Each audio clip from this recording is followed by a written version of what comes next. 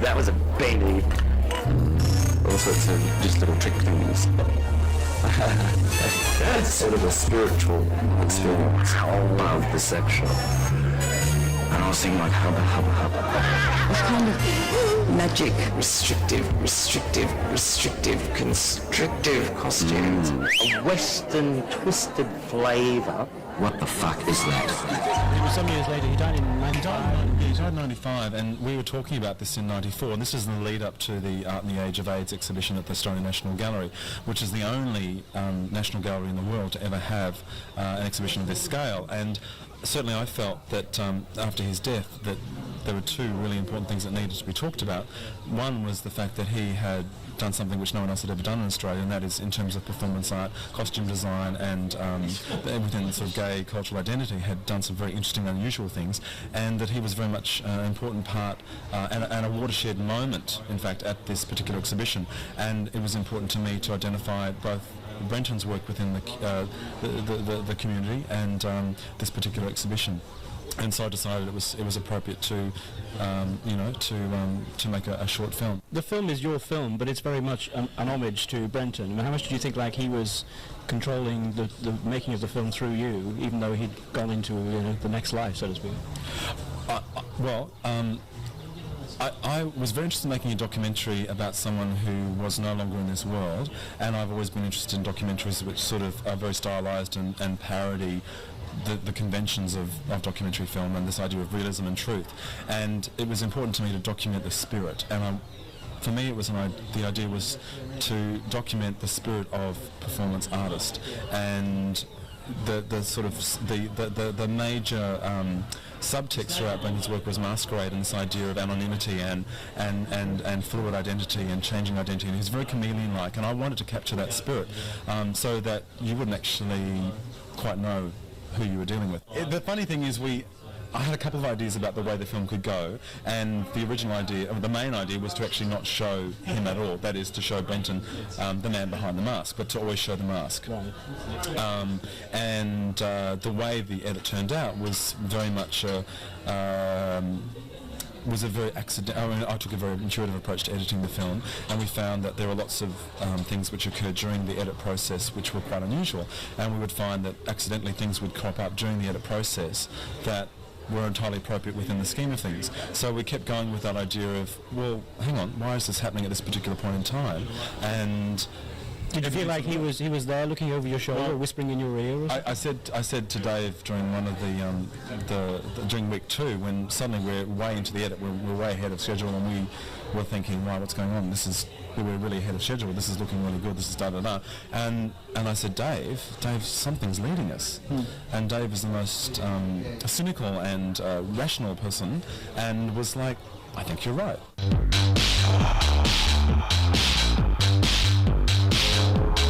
It was one of those moments where we all just looked at each other and said collectively, what the fuck is that? And it was this seemingly 10-foot tall Tom of Finland character brought to life. Tom of Finland, the gay cartoon character, the epitome of gay masculinity and leather fetishism. But what we were looking at was not somebody personifying Tom of Finland. It was as though we were looking at ourselves reflected in this incredible caricature on the edge of the dance floor. Heightened by the music, the atmosphere, the whole night. It was one of those incredible moments. Then the whole group of us burst out laughing because we realised how ridiculous we must look to people who didn't understand the culture we were coming from. that's what was reflected into our face. How much were you intending to make a sort of social, performance art documentary, snap of time at that moment? Oh, and how much were you trying to make a gay film, an entertaining gay sort of? Okay, well, this particular film is very much a prototype for a series of films I want to do on men, mail order, masculinity, mateship, and desire. It was very much a way of looking at the slippery, shimmery aspects of identity, and certainly looking at men who are involved in that in a performative way. So to me, it's really interesting to look at the way in which men use their bodies to deal with identity issues. And so for me it was a prototype. I always wanted to make a film about Lee Barry, and of course Brenton and I shared a common interest in Lee Barry, and as it turns out there's now a documentary being made in the UK on Lee Barry.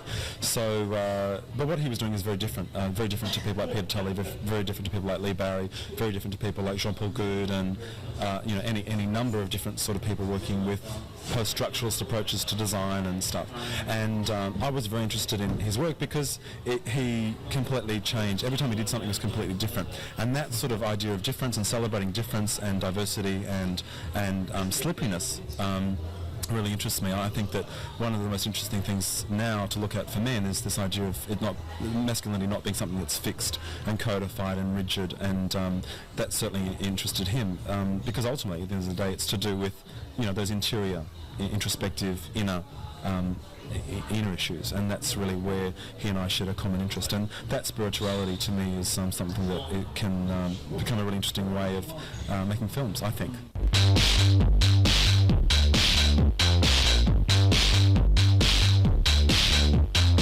For example, with Tom Finnan, he was in a way trying to parody the whole culture of a pumped up muscle culture that doesn't take into account the internal man, I guess. But in fact, the people that he was parodying actually loved it, and he loved the fact that they loved it as well. Do you think Brendan would like the film? I think he would. I didn't know him, but my most nervous experience during that entire film was sending the finished product on VHS to Brenton's mum, Irene, and because Brenton had an amazing relationship with his mother. Brenton used to take his mother to Mardi Gras and to Sleazeball, and I'd love to do that. Sex parties, and not that. No, and they had a fantastic relationship. And we're talking about Irene, who's the archetypal 50s woman, and she loved it. I think she was expecting the way that the conversations went over a period of time, but I think she was expecting a film about Brenton and his life, and I kept assuring her that the film was really about his work and the impact he made on cultural identity and certainly within the performing arts. And when she saw it, she was very teary over the phone and loved it. At the time, around about 89, 1991, Jack Vigil and myself and Bruce, another friend of mine, we decided to put a club together which would bring the gay girls and the gay boys together. We really encouraged people to dress up, frock up and rock up. There was something at the door which made it different to any other club. We had Brett and Heath Kerr on the front door. Come out of the sort of seething crowd, and a number of people would sort of step back and think, what's that? In this, visitor rather than a regular club patron, because he'd be there with this sort of fake television on his head, and he'd do something very tricky with the concave glass pieces that would refract his image in the light and blow everything right up, and he'd have little flies eating his earlobes, and then he'd have plungers for breasts, and then he might have a fake pregnancy that lit up inside. I mean, you never knew what he was going to wear, but you always knew it was him behind it.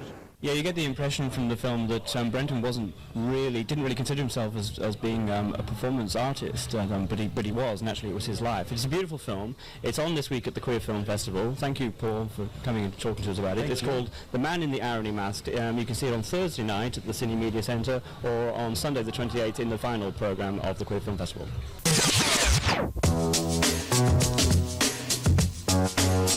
Lisa, congratulations. The festival is up and running. How do you feel? Oh, ecstatic. It's great. Yeah. Fantastic crowd. We probably need a bigger venue, which is a shame. We'll certainly look at that next year, and I hope the buzz extends to the rest of the festival. What do you think queer film festivals do to gay life in general? How do you think they contribute to gay life? Well, in some ways, they're a reflection of our life to ourselves. Other ways, reflections of different elements of our lifestyle, and they also allow people to get out and enjoy themselves like this. Why do we need a queer film festival, do you think? I think because we need to keep reminding ourselves of who we are, and it keeps showing the diversity of ourselves. So I think that's really important. And, you know, whether it's a film festival or an arts festival or like that, it's just one of those little components that we need to make sure that we keep reminding ourselves that we're okay, that we're fun, that we're sad, that we're, you know, daggy dresses. I think we mainly need it just to remind ourselves that not everybody around the world, even in this country, has it easy. So we get to see a variety of queer life, good, bad, and everything in between. In our community, I think we've got quite a few talented filmmakers. Absolutely. And if they can't sort of have the opportunity to show their films in mainstream cinema, then this is a perfect opportunity to do it. Why do you think queer film differs from normal film? Well, it gives us a focus, I think. Yeah, we sort of need more of a focus to express ourselves, so it's good. And it's good to have an event like this because it gives us all a chance to like get out and enjoy it. I don't know, it just shows the maturity of the community, I guess, that we can reflect ourselves and have a bit of a laugh. It's like a big mirror, A bit of a cry and a bit of whatever about all sorts of issues. Todd Nelson, director of Surviving Friendly Fire. Welcome to Melbourne. Have you been Thank you. No, my first time. And how does it compare with the Oscars? Very hospitable. Everyone's been wonderful. Yeah. Are you looking forward to your screening? Yeah, very much so. Tell us a little bit about your film. It's about street kids in where? In LA? In Hollywood. In Hollywood, right. Yeah, most of them were runaways or throwaways, and so they came at it from a perspective where their family lives were really, really bad. Right. And they put together a play, wrote stories about their lives and acted them out. And it's a really entertaining, amazing, passionate piece of work. So it sounds like it's as much their film as it was your film. Oh, absolutely. It's really all theirs. It's their words and it's their stories that are on the screen. What brings you to the Melbourne Queer Film and Video Festival? Pretty girls. Pretty girls? Yeah, what, on the screen or in the audience? We thought they'd be here at the party. And what did you make of Relax Is Just Sex? I thought it was really a brilliant film. Yeah, it was dealing with the real diversities and intricacies of relationships. Yeah, the whole of homo life. Yeah, the whole gamut. Yeah, it's fantastic. Were you moved to tears? It was very emotional. Very nice. Well, they really seem to enjoy the film, which is always a good thing. It's really nice just watching the film with a queer audience and hearing them laugh at exactly the right moments. Isn't it? Yeah. So they were doing just that, and now they seem to be drinking at just the right moments. It was great. Yes. Great one-liners. And a bit teary at the end. It was a bit of everything. I think everyone here, whether you're gay, lesbian, there was a bit of everything in the film. What about straight? Do you think straight people could enjoy that film? Well, it's a straight guy, ain't it? So someone can relate to it. It's fantastic to see virtually a 50-50 mix of men and women here. It's not just exclusively men or exclusively women. It's one of the few events on the gay and lesbian calendar that's really mixed 50-50.